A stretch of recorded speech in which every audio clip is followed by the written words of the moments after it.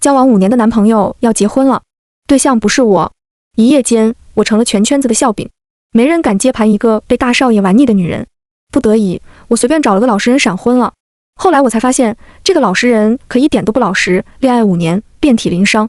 这回我决定找个老实人，直接嫁了。陆恒就是我相中的老实人，长相平平，性格木讷，家世普通，一看就属于没有花花肠子的好先生。为了抓住他，我在上网搜索了各种攻略，传言老实人都喜欢乖巧的。于是我特别放弃了过去钟爱的辣妹装，买了法式碎花裙，硬装温柔软妹。相亲那天，我娇羞地坐在陆恒对面，问男人：陆先生平时都有什么兴趣爱好？陆恒戴着黑色框镜，声音沉稳。我比较宅，周末就喜欢在家看看书，养养花草什么的。闻言，十指不沾阳春水，号称夜店第一女王的我赶紧接茬，那真是太好了，我也喜静，平时就在家研究菜谱，做做手工。凭借精湛的演技，之后的交往就变得理所当然。陆恒是程序员，工作比较忙，也只有周末才有时间约着看看电影，吃饭。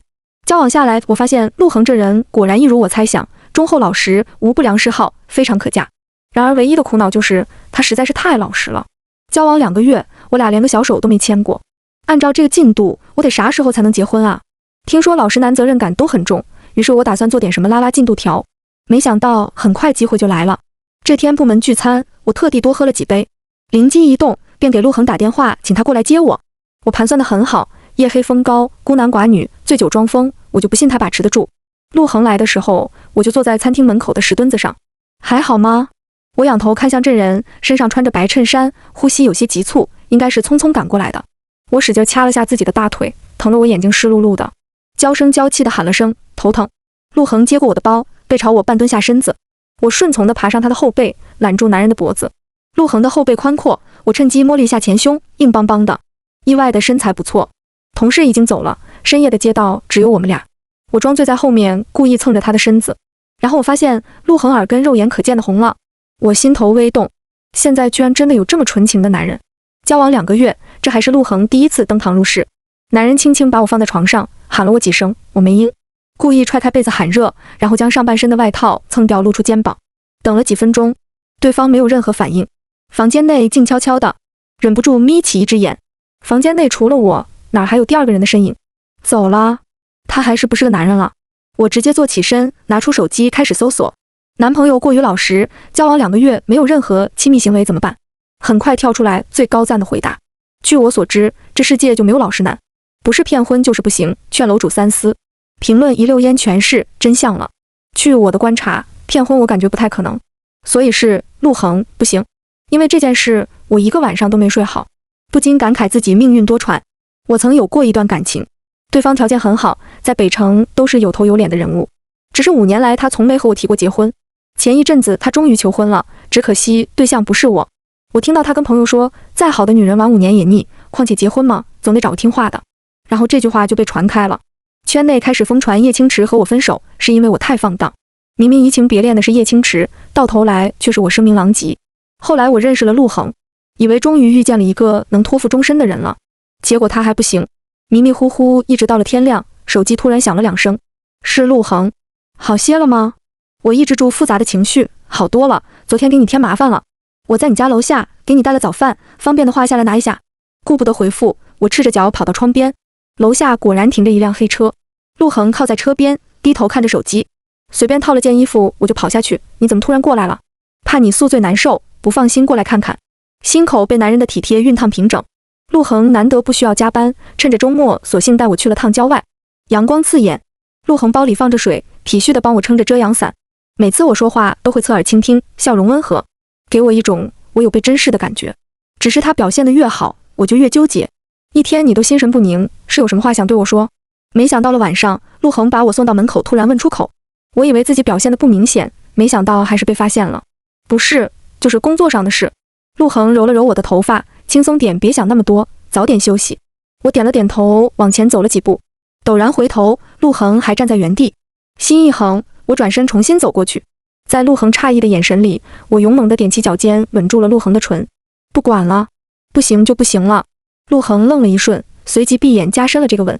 拥抱间，我感觉有什么不对劲，整个人僵住。陆恒也意识到自己身体的变化，停下动作道歉，对不起。脸甚至比我还红，但我顾不得这个，盯着某处傻愣愣地说：“你不行吗？”陆恒一愣，随即意识到我说什么。谁和你说的？不是，是你一直，我就……陆恒再也忍不住，弯腰直接把我抱在怀里上楼。进了房门，他把我压在墙上，吻住了我的唇，彼此呼吸急促。就在我觉得他快要忍到极限的时候，陆恒陡然松开我。不是现在。我眨了眨眼，没听懂对方的意思。陆恒稳了稳情绪，佳佳，我们结婚吧。活到这么大，我还真没听说过有人为了这种事儿领个证儿的。但陆恒目光认真，眼神坚毅，丝毫没有任何开玩笑的意思。鬼迷心窍，我点了点头。于是隔天我们领证了。从民政局出来，我整个人还晕晕乎乎的。我确实是想拉快进度条，但现在拉的是不是有点太快了？陆恒心情倒是不错，以后请多多关照，陆太太。陆太太，我咀嚼了一下这个词，感觉还不赖。领证的事过于匆忙，我们甚至根本没来得及跟公司请假。陆恒把我放到公司门口，探身过来啄了啄我的唇角。晚上见。晚上见。至于晚上见了要干嘛，不言而喻。大概是多了领证的环节，让我和他的第一次还莫名多了那么点仪式感和期待感。这一整天我都心神不宁，始终惦记着晚上。然而快下班的时候，我接到了陆恒的电话，临时来了2个客户要去陪一下，晚上还不知道几点结束。说不失望是假的。我抓了抓脸颊，不着急，正事要紧。你也是正事，晚上在家乖乖等我。我心虚地看了眼周围的同事，发现大家都在个忙个的，才压低声音了声，又感觉似乎不够重视，补了句等你。那天原本我是打算回家等陆恒的，但半路接到了闺蜜李玲的电话，喊我去酒吧坐坐。我适才记起今天是她生日，左右想着陆恒今天应该不会太早，时间上应该也很富裕，便赴约了。但人呐，就是不能心存侥幸。当我穿着紧身亮片裙，披散着头发从舞池挤出来的时候，和陆恒直接来了个面对面。他身上还穿着白天领证的白衬衫，没喝酒，看起来神色清醒。我人傻了，还是陆恒先反应过来，裙子很漂亮。我尴尬到脚趾蜷缩，半晌才讷讷地回了句谢谢。我也没想到，阔别几个月第一次放纵，就被现任男朋友、新晋老公逮了个正着，场面一度非常尴尬。最后还是李玲走过来打破了僵局。她不认识陆恒，凑过来单手搭在我肩膀，又是跟你搭讪的，这个姿色不错，考虑考虑。这时我才注意到陆恒没戴眼镜，头发上梳露出光洁的额头，第一颗纽扣解开，锁骨迷人，和平日的装扮判若两人。陆恒礼貌地朝李玲点了点头，便转身离开。他一走，我立刻就萎了，蔫头蔫脑拿起自己的包，有点事，先走了。李玲不高兴，这才几点，你这么早回去干嘛？我是觉得你说的对，这个人姿色确实不错，我决定回家考虑考虑。说完，我就在李玲诧异的视线里慢吞吞走了出去。陆恒已经在外面等我了，见我出来，把手里的西装外套披在我肩膀，挡住了大片春光。我偷偷瞟了眼陆恒，嘴唇抿成一道直线，心往下沉了沉。这种老实男，估计最见不得的就是自家老婆在外头抛头露面，更何况今天我穿的还这么暴露，我这是触到逆鳞了。胡思乱想着，车在一家便利店门口停下，陆恒下车，等我一会儿。我低头在车里等着，思考等会儿要怎么跟陆恒解释。男人在上车的时候，我特地瞄了他一眼，两手空空，也不知道买了什么，忐忑不安地到了家。正要开口，陆恒揽过我，直接吻住了我的唇。很快，亮片裙退落。当陆恒从口袋掏出小盒子的时候，我终于知道这人买的是什么。我喘着粗气，我还没和你解释，明天再说，兑现诺言要紧，陆太太。结果就是一个晚上的时间，幼儿园的车直接冲上了高速。我醒的时候腰酸背痛，陆恒已经起来了，正在阳台上拿着个小壶拈花惹草。男人又重新戴上了那个破眼镜，头发趴在脑门上，没半点疯狂的样子。起床了，我了声，居然还有点不敢看这人的脸。奇了怪了，明明骗老实人的是我，怎么现在我感觉被他压制了？白天陆恒一直没提昨晚的事，搞得我整颗心七上八下的吊着，小心翼翼地观察这人脸色。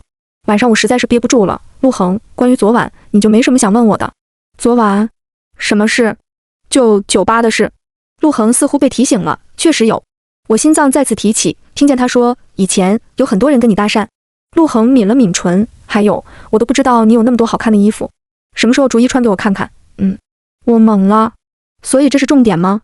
也不知道陆恒是真不介意还是装的，反正他也没主动问起过，但我总隐隐觉得不安。果然第六感还是灵验了。这天我下班居然遇到了叶青池，这还是分手之后我们第一次见面。叶青池靠在风骚的豪车旁，看着我，放在我别墅的东西你什么时候搬走？我蹙了蹙眉，不要了，你帮我扔了吧。叶青池嗤笑了声，当我家是垃圾收容中心，自己过来丢。说着，叶清池拉开车门，我不动，他就挡在我面前不让我走。人越聚越多，不少人都知道叶清池是我前任，不想让别人看热闹，最后还是上车了。路上我给陆恒发了个短信，临时有点事，可能晚点回去，什么时候结束去接你。我看了眼叶清池，到底还是给陆恒发了个定位。车子一路开到叶清池的别墅，明明分手不过几个月的时间，再来恍若隔世。叶清池站在我身后，你有密码，自己开门。我没动，分手了，我没有开别人家门的习惯。叶清池还想说什么，突然门自己开了，从里面探出来了个脑袋，是许瑶。他显然没想到我也在，瞪圆的双眼明显带着慌张。学姐，叶清池脸瞬间沉了下来，你怎么在这？我之前给你打电话你没接，所以就直接，我不知道学姐会来，对不起，我这就走。我打断许瑶，不用，我把东西搬完就走，不耽误你们。叶清池解释，我不知道他会在，你们的事跟我无关。我甩开叶清池，走进房间，把桌子上的东西往袋子里装，突然发现几个未拆封的护肤品被人用过。叶清池从不会乱动我的东西，唯一的可能就是许瑶。叶清池，我都不知道你现在这么穷，也不知道给未婚妻换一套新的护肤品，怎么还是觉得我用过的东西特别好用？说着，我看向许瑶，这些东西反正都是我要扔的，不如学妹你亲自过来挑挑，想要什么就拿走。闻言，许瑶明显神色慌张了起来，慌忙和叶清池解释，那天早晨我不小心用错了。叶清池走过来拽住我的胳膊，我给你换新的，别走了。我想挣脱叶清池，男人力气很大，我整个人被他拽过去。挣扎间，门口突然传来声音，佳佳，陆恒来了。我跑到陆恒身边，莫名松了口气。叶清池眯了眯眼，不介绍，我先生。他似乎没领悟这句话是什么意思。我结婚了，刚领的证。我明显感觉到叶清池气压瞬间降了下去，我们才分手2个月，所以呢，在一起5年，你不是照样和别人求婚了？你知道那天我跟他求婚只是一个玩笑，那还真是好笑。陆恒牵住我的手，低头问我，事情处理好了？我点头，回家吧。就要出门的时候，身后突然传来叶清池的声音，你知道他跟我在一起5年吗？被我玩腻的人，用起来感觉怎么样？叶清池，陆恒捏了捏我的手，当然开心，感谢你的不珍惜，能让我讨到这么好看的老婆。说着瞥了眼许瑶，这位应该就是你的新任吧？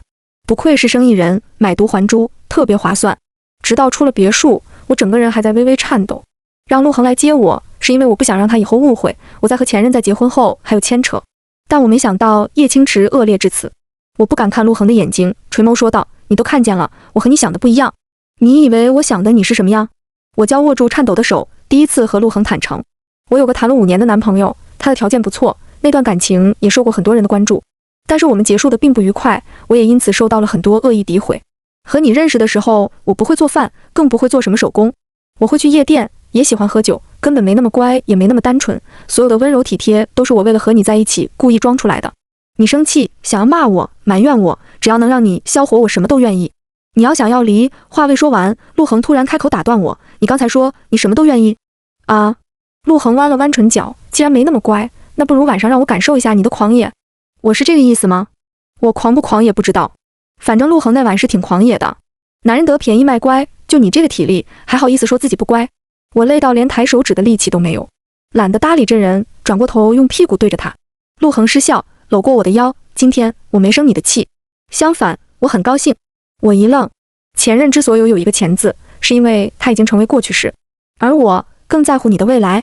但我很高兴你愿意信任我，和我分享你的经历，也很高兴在你生命的低谷，我能陪在你身边。心头微颤，我看向陆恒，双眼通红。他吻了吻我的鼻尖，刚那么折腾你都没哭，现在怎么哭了？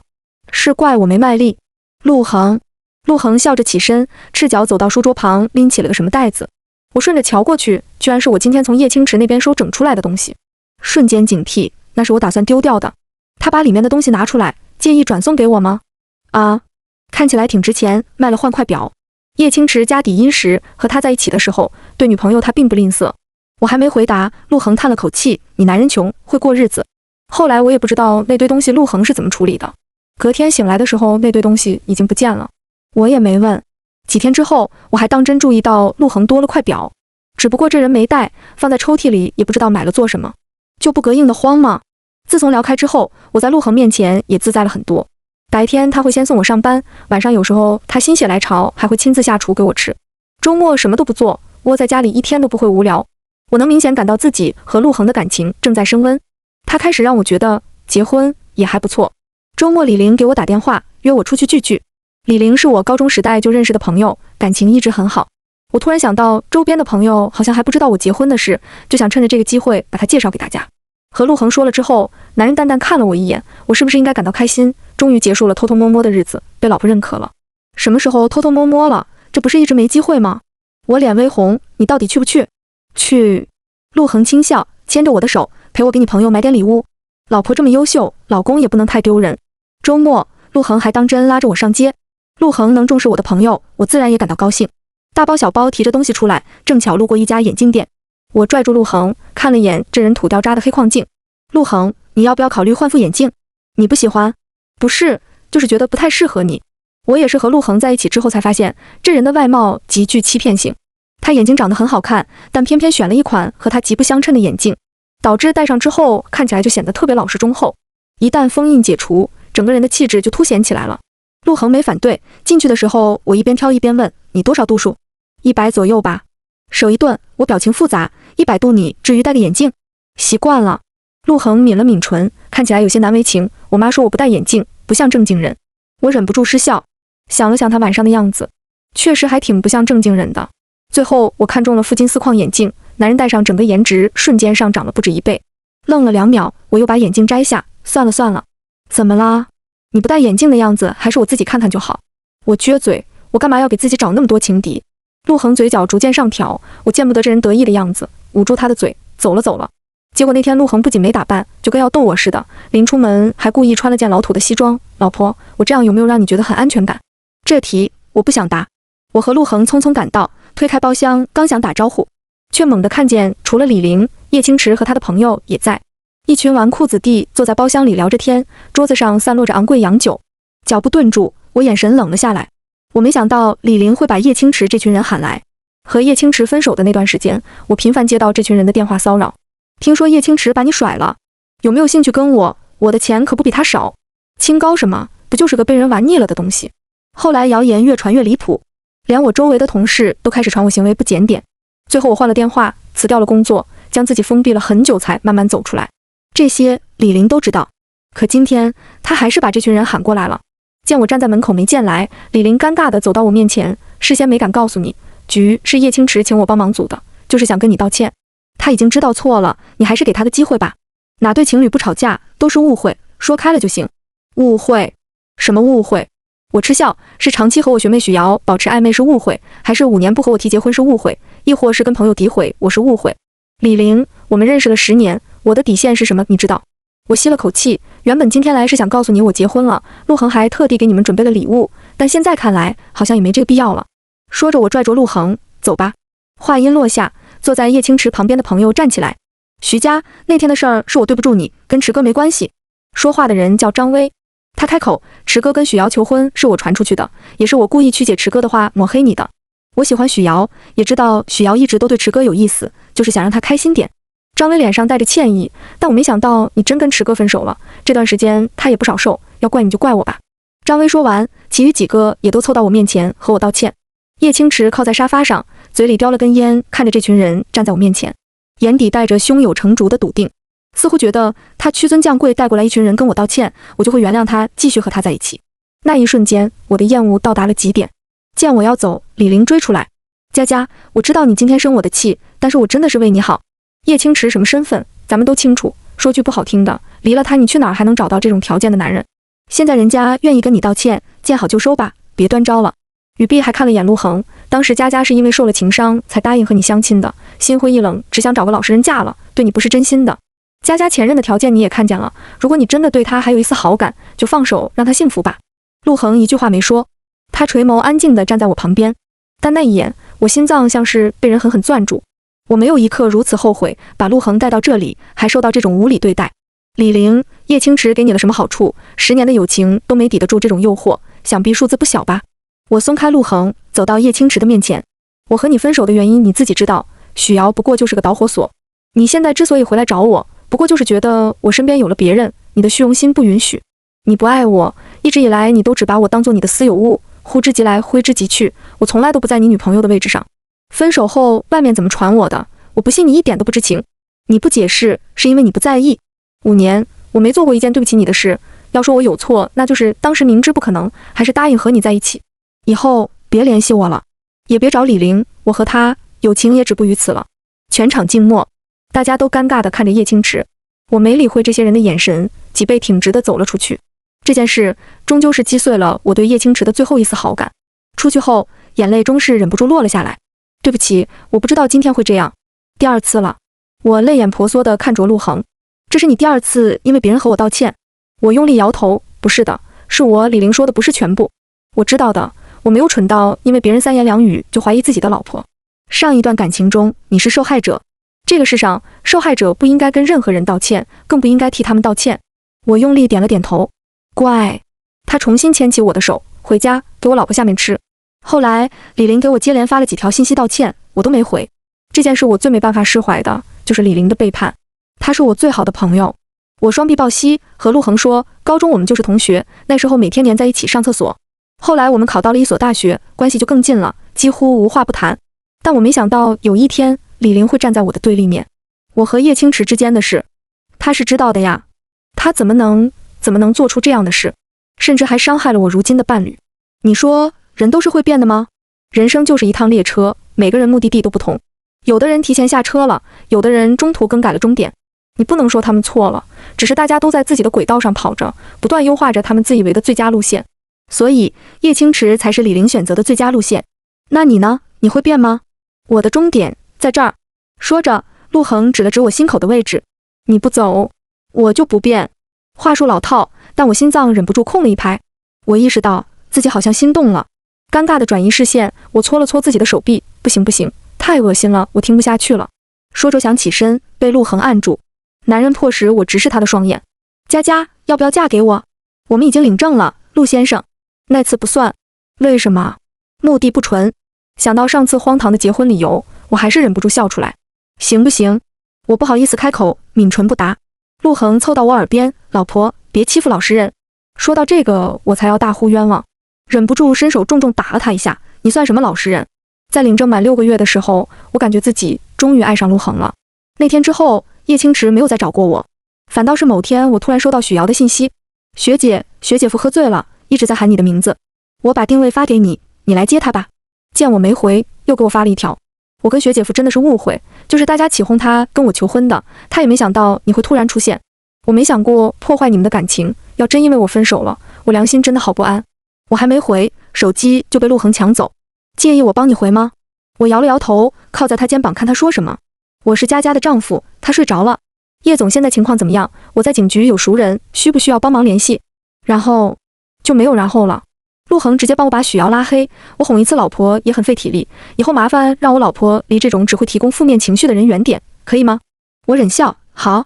1个月后，有天我看新闻，突然发现张薇出事儿了，据说是被举报其名下公司跟国外资金有什么勾结，涉及国家安全，目前正在被立案调查。而张薇本人也被有关部门扣押待审。张薇跟叶清池家世背景相当，以前2个人始终颇为亲近。我把陆恒喊过来，以前张薇没少欺负我，就是他四处抹黑我的。现在看他出事儿，我居然还有点幸灾乐祸，你说我这人是不是特别善良？以德报怨，何以报德？你这样挺好。我咧了咧嘴，感慨，真不知道是哪个好心人举报的，我要是知道了，一定亲自登门拜访致谢。有机会的。我沉浸在快乐中，没听清你说什么。陆恒摇了摇头，没说什么。张薇出事，我猜跟他交往过蜜的叶清池日子应该也不会多好过。没想到过了几天，我居然又见到了叶清池。一如所想，叶清池面容憔悴，他站在我家楼下拦住我，有些事我想跟你说。要说的那天我已经说清楚了，我不觉得自己和你还有什么其他必要的事。张薇出事儿了，李智、薛凡那边也接连爆雷，最近有人盯我盯得很紧，这些人都是叶清池的狐朋狗友，给我打骚扰电话的也是这些人。我冷下脸来，还真是上天有眼，遭报应了。你不觉得奇怪吗？为什么那天你带陆恒去了趟聚会，在场的人就接连出事？我不知道叶清池什么意思，这个人不简单。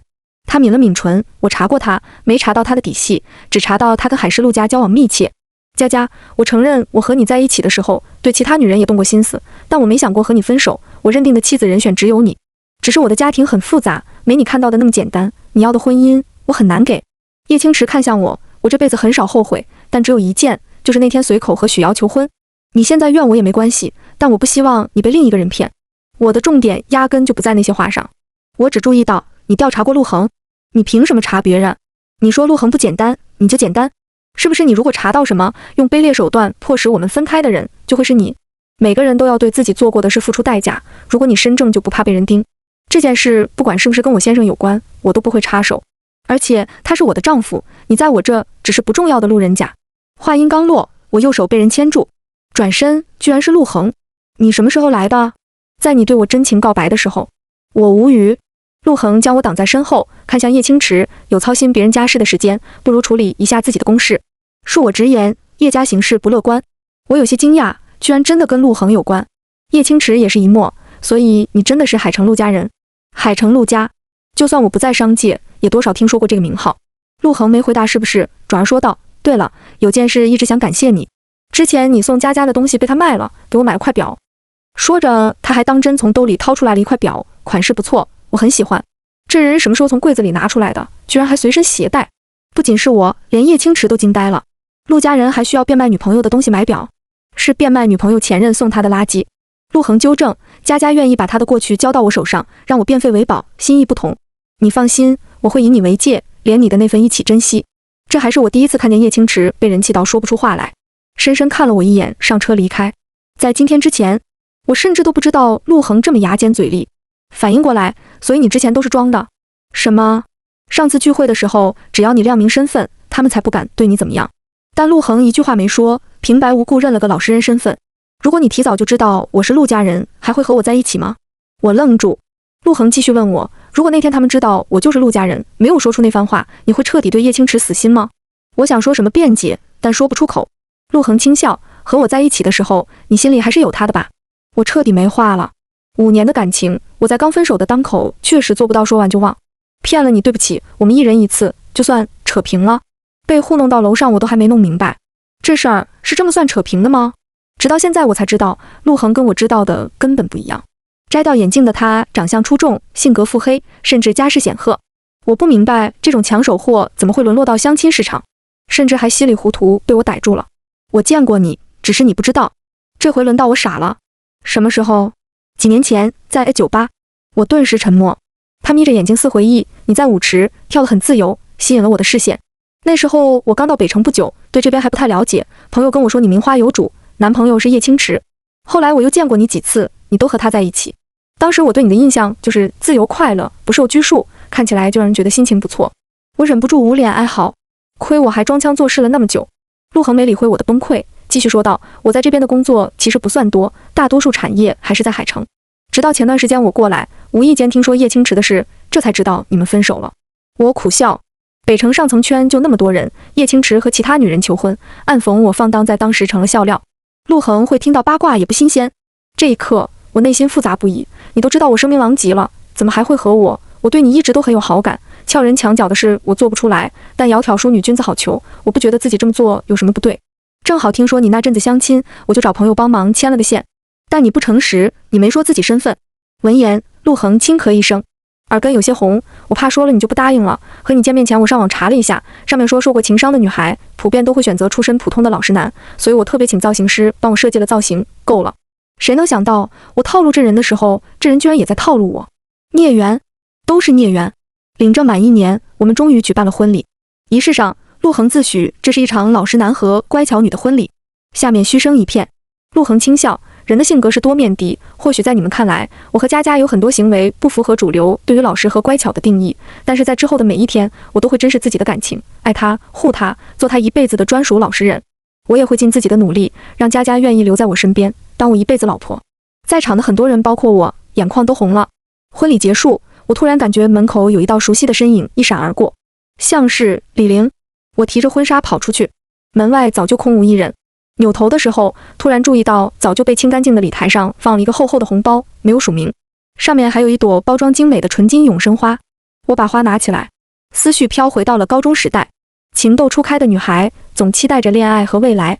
那时候永生花还很流行。李玲跟我说，永生花的花语是永不凋零的爱，多浪漫啊！等你哪天结婚了，我就送你一朵纯金打造的。于是我们约定，以后不管谁结婚，都送一朵纯金永生花给对方。后来永生花逐渐被时代淘汰，甚至不知道哪一天还被票选为人们最鸡肋的礼物之一，慢慢不再被提起。可是李玲还记得我们的约定。我笑了，笑着笑着却哭了。或许陆恒说的对，人生就像一趟永不回头的车，我们会遇到很多不同的人，行驶中有的人还在，有的人离开，但不管终点是否相同，我们都要感激那些曾经陪伴我们走过一段段旅程的人，是他们伴我一段段旅途，不至于太过孤单。